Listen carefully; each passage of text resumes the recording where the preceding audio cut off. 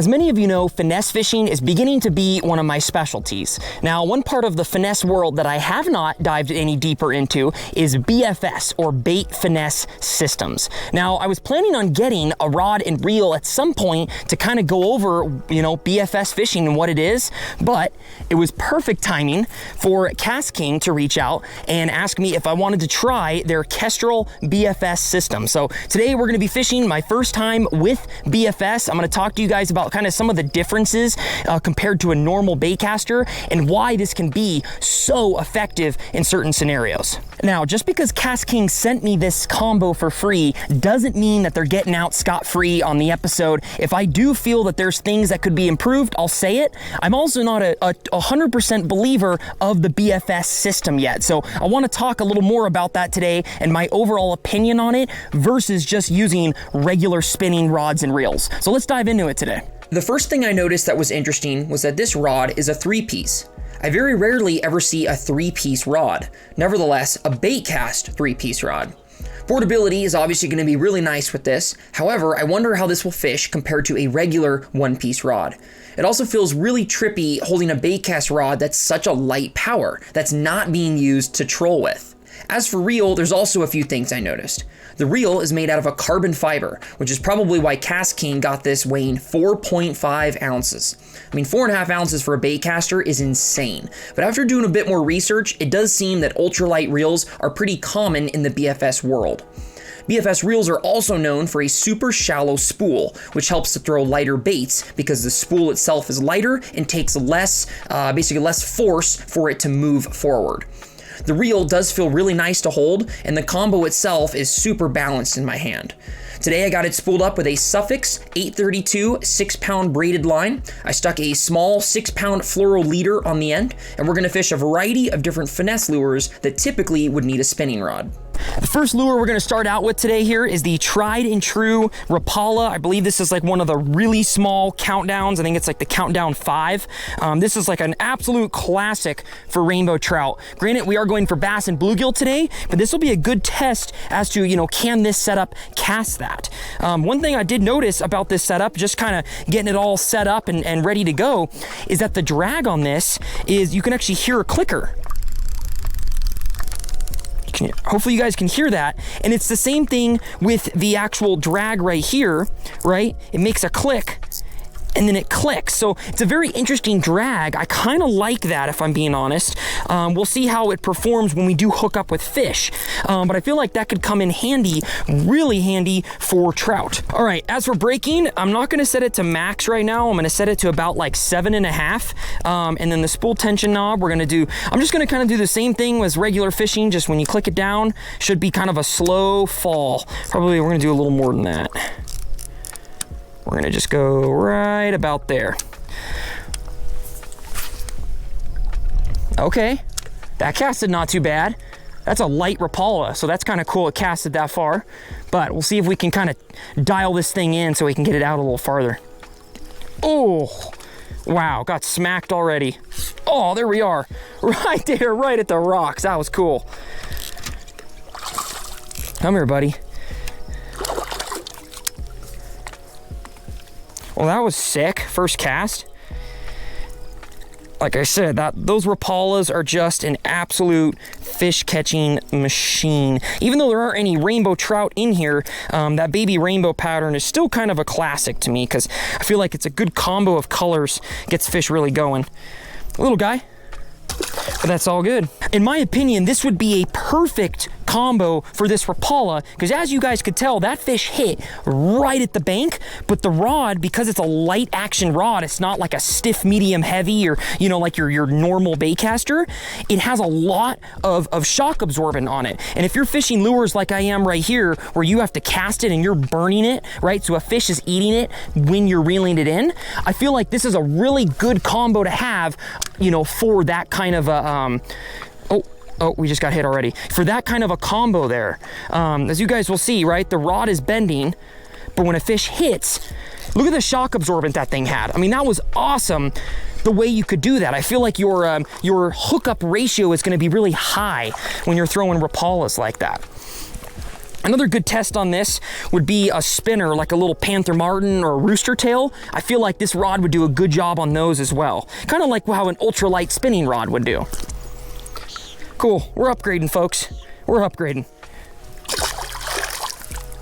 One thing that is really cool about this setup is how light it is. I mean, it is extremely light in your hands, so you do feel a lot of those bites. I mean, I feel every single bump that Rapala makes. I feel every single, you know, every single nip, every single hit. It's very sensitive. It's a lot more sensitive than I thought it would be, considering it's a 3-piece rod. I would throw, I mean, obviously we're already catching tons of fish, so I would throw something different. I would throw like a bigger crankbait or something, you know, to try to cull out some of these smaller fish. However, that's not really the point of today's episode. The point is to throw super light lures on a bait caster and see how well they cast and how well that, you know, you can fish. So we are gonna set that little dial down now, closer to like that 6 range. We're gonna open up that spool tension knob a little bit and see what we can do. Oh, that bombed out there. Oh, that was sick. Cool. One thing that I would say is I do see, you know, at least when I was doing my research on what line I should put on here, it seems like ultralight line is kind of the norm. I'm not a huge fan of that, just because with super light line, especially like I'm fishing Rapalas around rocks, right? If you're going for large fish, I'm not a big fan of that. So in the future, I'm already kind of, you know, hindsight 2020, I would definitely have thicker line on here for what I'm doing today. Now, if I was in a small stream or something, I would be fine. I think, you know, I would be perfectly fine using that 6-pound, but for fishing in grass around, you know, rocks, for largemouth and bluegill of who knows what size, I feel like 6-pound is kind of pushing it on the lighter end, especially considering the fact that this is super dirty water and these fish don't seem to care at all about the line today. Okay, we're gonna open her up even more. We're gonna keep it at 6. We're gonna loosen that spool tension knob. I mean, that thing is like falling. Okay, let's try this. Whoa! Holy smokes, we bombed that Rapala out there. Oh, that was so cool. Okay. All right, folks, I think we got it. I think we got it officially dialed in on cast now. That was probably a good, I don't know, 30 yards, I bet, right there. I mean, that was like, for a light little Rapala like that, that's awesome. I'm gonna go back and I'm gonna tie on a new lure setup, and let's see if we can catch them on some other stuff, as well as see how this other stuff fishes on a BFS combo. All right, so we're gonna change it up here, guys. Now we've got this is actually by Kastking, but Trout Magnet makes a really good one as well. Just this like super ultralight little like almost cork material float. We're doing a couple feet leader down to a 1/80th ounce jig on a little soft plastic. So this is gonna be, I mean, 1/80th ounce. This is like as finesse as you can possibly get. So I'm very curious to see how we can cast this. My guess is we're gonna have to kind of change up our casting technique a little. Yeah, I'm gonna have to release that next cast a little bit higher, because that was a little trickier to get that thing to get out there and cast. So, oh, that was such a good cast. That was such a good cast. That was perfect.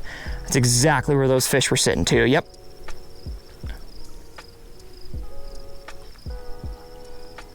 Oh my gosh, that's money. Yep. There we are. Ooh, that's nice. That's nice, folks. What is that? Is that a bluegill? Please be a bluegill. Oh my gosh. No, it is a largemouth. It's just a fired up fish. Ooh, little boat flip. Nice, folks. Well, that was cool. I know you guys have been wanting to see more fishing content on the channel, and I'm trying to provide it in ways that are a little more informative and rather just me fishing, but that was cool. There we are. What is it?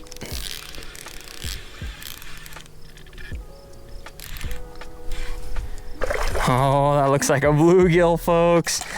There we are. We are finding them now, ladies and gentlemen. Another beautiful bluegill, man. Oh my gosh, these bluegill. I haven't actually bluegill fished. I haven't targeted bluegill specifically in a long time, and that is so cool.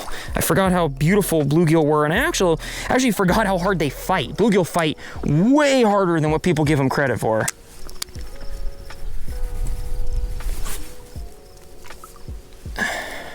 Good cast, good cast. That was it, that was it.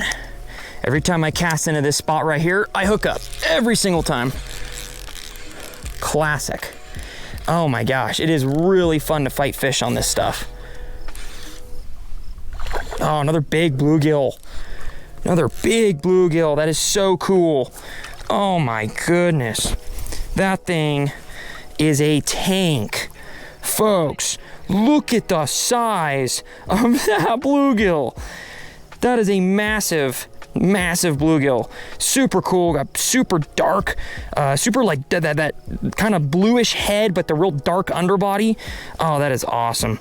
They fight so hard, and I will say on this BFS stuff, man, is it really fun to fish for them on this.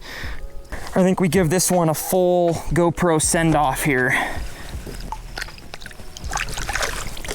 Rad. In terms of overall quality on this setup, however, I am extremely happy with how this thing fishes. It is super light. I mean, this thing is ultra light in your hands. It feels like, it feels about as much as a high-end spinning setup, which is really cool. Super light. I love the drag clicker on this. I love the super light whippy rod. It's extremely unique and is a super fun way to fish. And this is definitely something that, I see myself doing more in the future, especially, I want to try this jigging for trout. I think this would be really cool if I was throwing like medium-sized tubes. I think this would be a super effective way to fish for those larger trout. Obviously bass fishing, this would be a killer setup to have on the boat as kind of like a, last ditch effort, small Rapala ultra finesse rod and reel. I think that would be a super good tactic to have under, in your tool belt. And obviously for panfish, this thing is a hoot. For those of you wanting to throw super light lures on bait cast gear, BFS is definitely the setup, and I would 100% recommend the Kastking Kestrel here. It's super light, easy to use all day. I was very impressed. I like the looks of the reel as well. This definitely isn't something for all techniques. I would still rather have a spinning rod and reel for that super light stuff, but in the future here, in some upcoming videos, I would love to use this to target large trout. I feel like that's gonna be my niche with this thing. I feel like this is going to be a deadly setup for like vertical jigging for big rainbows, casting like some large tubes, for certain, larger trout species like big cutthroats, big Lakers, big bull trout. I think this has a place in my arsenal, and I'm really looking forward to using it in some future episodes for you guys. So hopefully you got a kick out of today's episode. If you want to see another tactic on how to use light lures except with spinning gear, I'll put that video here. If you guys want to see another rod and reel combo, I would recommend, I'll put that right here for you. So hopefully you guys got a kick out of today's episode. Thank you again to Kastking for helping out with the video. See you guys next time on Humbug Videos.